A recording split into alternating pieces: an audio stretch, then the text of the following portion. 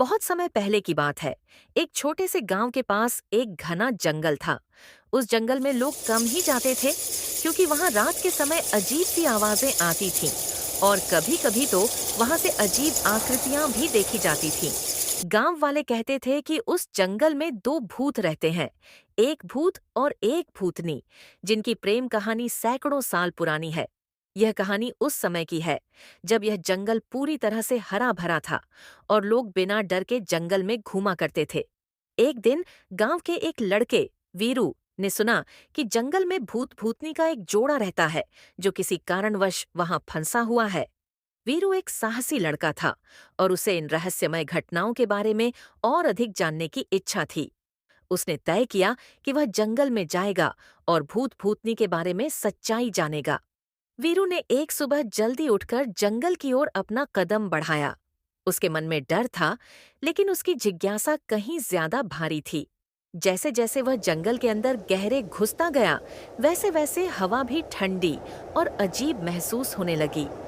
पेड़ों की शाखाएं मानो एक दूसरे से फुसफुसा रही थीं। वीरू ने सोचा, क्या यह सच है? क्या यहाँ वाकई भूत भूतनी का जोड़ा रहता है? जंगल के बीचों बीच एक पुराना महल खड़ा था। वह महल खंडहर में तब्दील हो चुका था, लेकिन उसकी भव्यता अब भी उसमें मौजूद थी। वीरू ने सुना था कि भूत भूतनी उसी महल में रहते थे। वीरू ने बिना किसी डर के महल की ओर कदम बढ़ाए। महल के अंदर घुसते ही वीरू को महसूस हुआ कि कुछ अलग था। उसे एक ठंडी हवा का झोंका महसूस हुआ और अचानक सामने एक धुंधली सी आकृति दिखी। वह आकृति धीरे धीरे और स्पष्ट होती चली गई। वह एक महिला का रूप था, जो सफेद साड़ी में लिपटी हुई थी और उसके चेहरे पर गहरा दुख था। तुम कौन हो? मैं भूतनी हूँ। भूतनी? लेकिन तुम यहाँ क्या कर रही हो? यहाँ मेरे साथ एक भूत भी है। हम दोनों प्रेमी थे, लेकिन एक दुष्ट व्यक्ति ने हमें जुदा कर दिया। मैं यहाँ फंसी हुई हूँ और मेरा भूत प्रेमी अभी भी यहाँ है, पर हम कभी एक नहीं हो सकते। भूतनी ने वीरू को पूरी कहानी सुनाई। उसने बताया कि कई साल पहले एक राजा और एक रानी के दरबार में एक लड़का और एक लड़की रहते थे। वे दोनों बहुत अच्छे दोस्त थे और एक दूसरे के प्यार में थे। लेकिन एक दिन उस दरबार के एक मंत्री ने उनकी प्रेम कहानी पर काले जादू का असर किया। उसने दोनों के बीच जुदाई डाल दी। भूतनी का प्रेमी एक भूत बन गया और वह हमेशा के लिए जंगल में खो गया।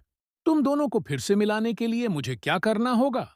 तुम्हें उस मंत्री की आत्मा को शांति देनी होगी। वहीं से हमारी मुसीबतें शुरू हुई थीं। उस मंत्री के कर्मों ने हमारे प्रेम को नष्ट कर दिया। जंगल के दूसरी ओर स्थित एक पुराने मंदिर में गया। वहां उसने सुना था कि मंत्री की आत्मा वहीं बसी हुई है। जब वीरू मंदिर के अंदर गया, तो उसे एक अजीब सी ठंडी हवा महसूस हुई और अचानक मंत्री की आत्मा सामने प्रकट हुई।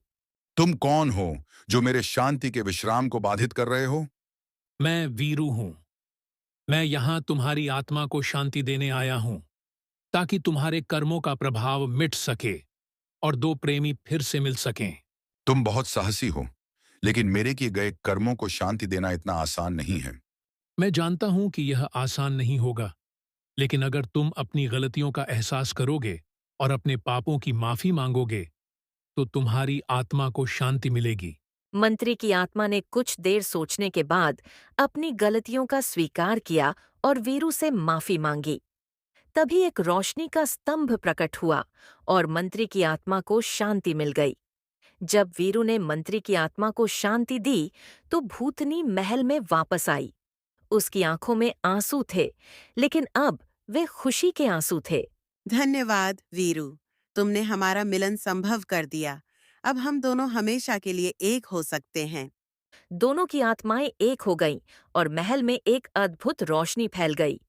वीरू ने देखा कि भूत और भूतनी की आत्माएं अब शांति से महल में रह रही थीं और उनका प्यार अनंत हो चुका था।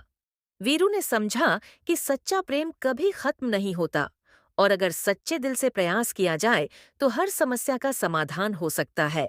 उस दिन के बाद वीरू गांव वापस लौट आया और उसने सबको बताया कि भूत और भूतनी का प्यार अब शांति में है।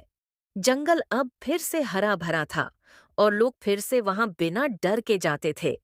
वीरू की साहसिक यात्रा ने उसे न केवल एक अद्भुत अनुभव दिया, बल्कि उसने यह भी सीखा कि अच्छाई और प्रेम की शक्ति कभी भी अंधकार को पराजित कर सकती है,